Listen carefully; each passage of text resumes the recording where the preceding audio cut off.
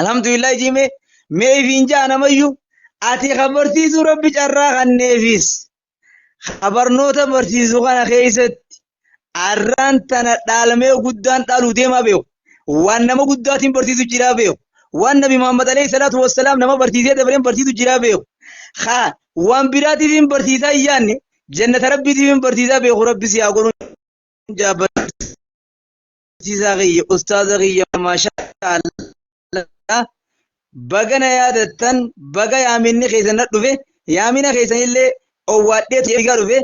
تناب بلين كيا برتوني خينيا كمتعلمه خن بياد ادتا هوجي في خيس اولا قران ابيرو خنيته قراتي چرا اولا نسي قبا هون دول نمني بدينا بيا به قران ربي برته غلون چرا اولا نا دخلم تو كلن ان قمني دوبا خور بيتنا اركتين بيا امبا خيس ربي سي خنه وان كان مو دكتا كتا جيرتو namni qaraajee deemu irra gaccitee ustaaza isaa bira gaggoratee waan irra jiru baratee akka faayidaa fiddu yoo namni waa barate dukkana keessaa ba'a. Qur'aanni rabbii kuni rabbi subhaanahu wa ta'ala yakhruju min az-zulumaati ila an-nuur jedha. Isa kanaan dukkanarraa rabbiin ifaadhatti nama baasa. Wallaalarraa beekumsa nama baasa. Dhabarraa argatan nama baasa. Namni qur'aana rabbii barate ni guddata malee hin xiqqaatu. Ni milkaa'u malee hin kasaaru. Namni qur'aana rabbiin baratin bakka deemutti akka kubbaan namni itti taphata. Gamasis dhawanii gamanaas dhawan tanaas rabbii jeeja sheexaanii numa ja'an. Ati yoo qur'aana rabbii barti wallaala jalaa baate rabbi biran milkooyta carraa rabbiin aalama keessatti teknooloojii mijjeessee barnoota isinii mijjeesse kana barattoonni keenya akka if duuban deebine nama biraallee itti hidhaatanii akkanaa jabaattanii faayidaa taatan dhaamsa nama babbareedaa hunda fudhattanii kanaa taqabbaltan saayiba hamaarraa akka fagaattaniin dhaammadha duuba. Yeroo ammaa kana keessatti yeroo namni diin rabbii laaffise dhalaan ammaan tanaa bakka hamtuu azaabarra dhaabbatu jirtu. Qarree azaabaa gubbaa dhaabbatu jirtu. Rabbii irraanfattee heera shariyaa irraanfattee abbaa manaa irraanfattee haqa islaaminaa irraanfattee bakka malee dhaabbatu jirtu keessatti ati nama quraana rabbii baruu si godhee asirra si qabuudhaaf waan guddoo takka qabda obboleessii yaa alhamdulillahi rabbil aalamiin naaji. Ati khadiiraalleen nam meeqa akka keetii khataa'ee barca bocolkaa laaqu jiru. Kha shari'aa rabbii irraanfata. Kha haasoon isaa israafa. Kha dubbiin isaa israafa meeqa bira rabbi si baratee quraana keessa si kaa'ee maasha Allah warra gammadu warra milkaa'u warra rabbiin irraa qeebalu rabbiin isin haa taasisuun ja'a. Akkanaa jabaattan akka if duuban deebine namni quraana rabbii bare faayidaa guddoo hirkata. Duniyaan tun tanuma nama afurii jaan qabeenyi duniyaa kun namuma afurii qabaa jaan nabiin alayhi salaatu wassalaam. Hadiisa dheeraa keessatti dubbateet waa afuran kanaa irraa si darba. Afuran sanirraa namni tokko nama rabbiin qabeenya kanneef rabbii ilmii shari'aa kanneef beekumsa qur'aanaa hadiisaa ka barate kan rabbi sodaa qabu kan rabbiin qabeenya gubbaanii de'eef duniyaa bareedduu ka irraa sadaqatu ka bakka gaarii baasu haqa rahimaatiin eegu haqa obboleessaatiin eegu haqa obboleettiitiin eegu ka bakka rabbiin jaalate hunda eegee zakarraa baasu kanaatu qur'aana rabbiitiin bakka rabbiin irraa eegijee eegee kadeemu kana jee namni tokko. Namni kuni min a'laa darajaa ol aantuu irratti akhiratti firdoosii keessa namni jiraatu nama kana jaan. Maaliif qur'aana rabbii bare hadiisa nabii bare alayhi salaatu wassalaami sambichaa miti. Qur'aanaa fi hadiisa baruu wajjin itti dalage qabeenya akka rabbiin barbaadu kenne haqa namaatiin eege haqa ifiitiin eege haqa lubbuu isaatiin eege haqa maatii isaatiin eege caaltuu darajaa kanaa qaba jaan duuba rabbiin aafiyatillee irraa nu haa godhu maasha Allah. Akkasuma namni lammaffaa ammoo isin dhaga'uu baattanii numaan dubbadhaa suutuma dhaga'aa isin. Lammaffaan nama qur'aana rabbii bare ha ilmii bare ha qabeenyan harkatin beekumsa ni qaba qabeenyan qabu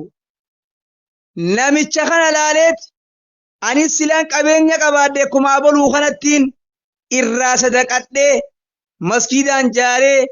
majlisaan jaaree madarasaan jaaree maan qaatee khayrii gurguddoon sadaqadhee waan akkanaatiin godha jee gaaritti hamilaa ture duuba haqa namaa haqa rahimaa haqa rabbii irraa hin eega je'ee hayaade نما كسيسا درجة ربي نمشي مدرواتي وجين جنة غيثا كناف جان دنيا اللي يو أدادتان آخر الدرجات كوجيك أباني جان دوبا ما شاء الله نافيتيس نمني غيني خوان كم نلين يو بيكم سقبات يعملين أكنا خراغارتي ياديتي الدنيا بريدون بكركتي تشور باديت خاصة فامو نما توكو خرابين بيكم سازين كنينيف هوري يلا قدت بيكم ساز سكن قب فكينيا ولا لان كفر مرة قدت خون إيمان أبان قدت ربي سودان قبو سودا ربين قبو قرآن ربين بيو شريعة ربين بيو قبين يكارشي تكن قبو دوبا توكو لكي درو قبين يقبا قبين ربي برج أبسي أمو وان تكا بيكم شريعة راركان قبو غابا غنا مالتي قبين يسا متسكانا جارا البيرغو جارا bakka haraam dalaga zulmiidhaan dalaga shiftaan bita bakka haraamiin dhaabbata farshoodhaan dhuga waan rabbiin jibbu bichaan dalaga inni diin balleessuu bichaadhaaf qabeenyi isaa walitti qabamee ta'a duuba hoggaa kana irra jaleen namaa hajahannab irraa hamaatti gubatu namicha kana jaan duuba rabbi jalaa nageen haa baasu halammaffaa immoo kaniis miskiinaati qabeenyaas hin qabu rabbiis hin qabu quraanaas hin beeku خليلين قرآن بيقو باطل قبينيا قباتي بيقدو خون قبينيا سنقبو ربي سنقبو برنوتا سنقبو دو وجيرا أبو سنان قبينيا قباتي كما أبلوتين فرشون بيتي أبلوتين مارين قولي بكارام سين أبدا جيت تنمو بيچا قابتاي إسما وجي جان نبي وادمو تاجان دو سنچوف جل ربي سيحاباس شريعة ربي حقا إسلامين ناتيزني ايده حقا جارتاني ايده حقا جارتيني ايده حقا جائبا ايده ربين سرق ايبالي warra jannata rahmaani badhaafamu qabuula rabbii gammadu rabbiin isin haa taasisuu barattoota keenya maasha Allah jazakumullahu khairan ta'uudha wajjin akkasuma carraan keessan bareede wanni kiyyalleen isin ture wakkaatti nama hedduu kanatti amma dura waan akkanaa naqe nam tokko bichaaf carraan isin dura seenee malee seeneen turre maasha Allah rabbi isin irraa haa jaalatu akkasuma gaa obboleessa kiyya obboleettii tiyya diin rabbii kun akkaan bareeda isin irraa raawwadhe نبينا عليه الصلاة والسلام توكيتشا نزيمتين دابت دعاب سوكو كيجان فكين نما قرآن قرأوتي في خنا ما قرآن قرآنه خنا بكافوري باسن نمني قرآن قرأو ها قرآن الدلو ها قرآن تيز دلو ها قرآن اسكرو خوان قرآن نجيجل ديمو فكي مغرى ترونغا جاني مغري توكو جيرا جان خا أرغاو خانيز نيات دمو مياو hoggaafan kaayyattee mi'aawu hayoggaanii fi fuunfattee urgaa'u jechuudha. Namni quraana qara'u keessi isaanii mi'aawa gubbaan isaanii urgaawaa jedhan duuba. Rabbi naaf isillee nu haa urgeessu. Obboleettii tiyya si haa urgeessu. Obboleessa kiyya si haa urgeessu. Akkasuma maasha Allah lammaffaa irratti tajirtuu jira. Namni quraanan baratin ha quraana dalage. Waan warri quraanaa jee hunda dalage. Mu'mintoota ta'eetuma rabbitti amanee quraanni kana jaayachuu dhageenyaan dhageettiin itti dalagee takka isan ballaftu sunnaa fi fardiin isin dabartu waan gaarii jaan biraa dhaabbata suni fakkii timiraati jaan timirri kun ni mi'aawa yoo fuunfatten urgaa'u jaan duuba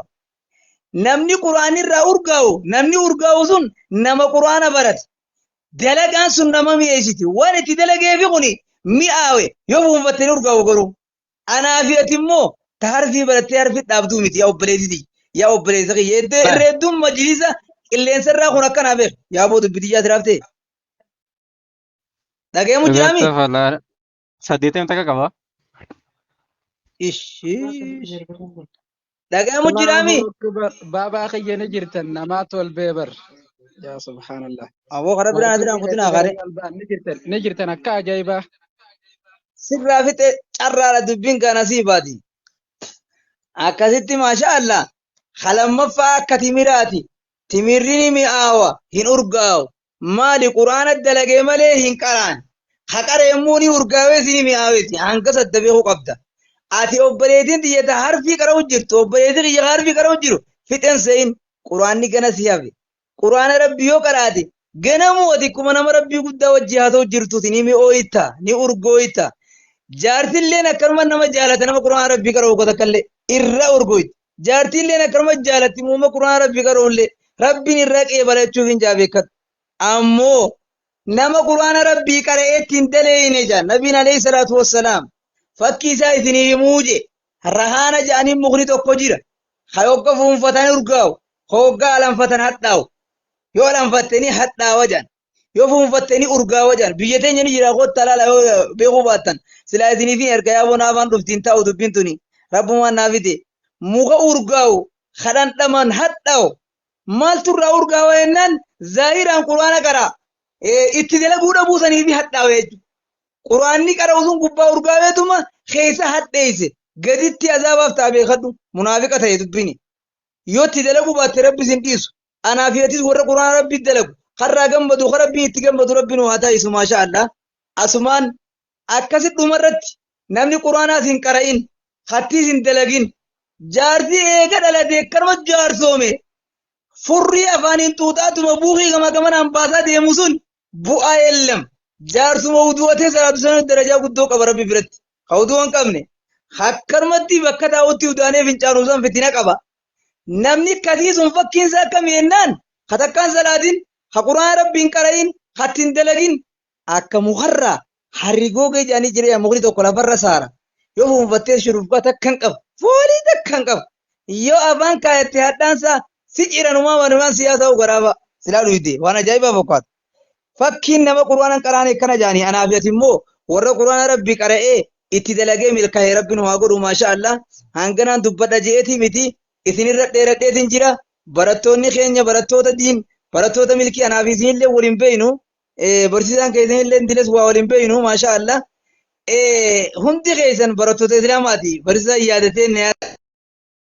yaadachiise barakaa harkadhaa milkaawaa rizqii Allah asumaan gaaf takka daarul hadiis jennee majlisa ilmii ajaa'ibaa tokko barsiisaan keessan isin himuu dhabu dalagu jirra sanillee warra